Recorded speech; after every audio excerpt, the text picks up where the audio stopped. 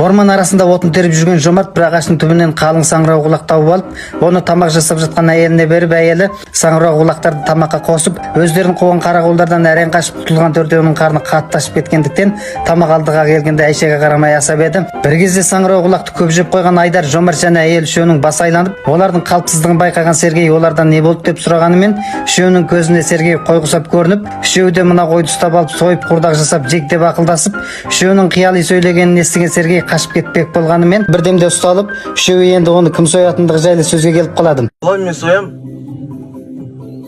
Сонда мен тұрып сен соясың ба? Сен үлкенсің ғой, сен 30 ай отшы. Мен соя берейін. Сен соям деп жом шығарасың. Не спорласыпсыңдар?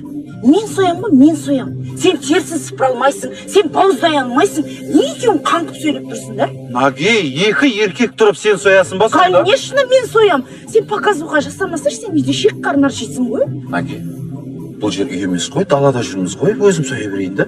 Адам. Не қыл деп тұрсың? Жүрші былай, не деп тұрсың сен? Не аяқ астынан ұрысып қала бересіңдер сендер? Жалықпай жүрсең, жалықсаң кетпейсің ба, не? Мен жалығып тұрмын, бірақ қайда кетемін мысалы? Мен мысалы жалығып тұрмын да қайда кетемін? Осылайдан үшеуі ерегесіп жатқанда Сергей байлаудан босап қашып, сойылып өлгенше қарақолдардың қолында өлейін деген оймен өзін қуғындап жүрген қарақолдардың алдына барады.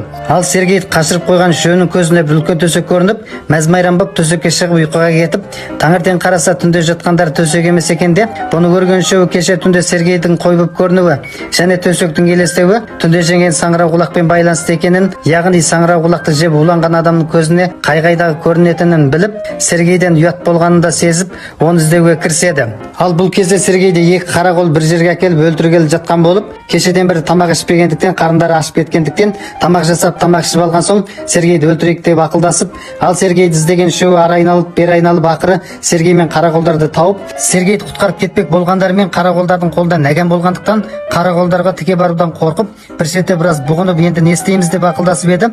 Жомарт кешеден қалған саңырау құлақтарды көрсетіп, осы саңырау құлақтарды аналардың тамағына салып жіберейік, екеуі уланып ес ақылдарынан адасқанда Сергейді алып кетеміз деп еді. Бұны естіген Дидар қарақолдардың қазанына қарай бір парша саңырау құлақ лақтырып қалғанымен, саңырау құлақты қазанға түсіре алмай, енді Жомарттың әйелі сынап көрмек болып, саңырау құлақты лақтырып қалып еді.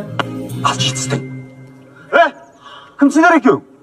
Тұр, бергел бер. Олдар, Жүрсе шорик шақырып жатыр ғой. Қара берсейші, мен шақырып жатқан жоқ қой.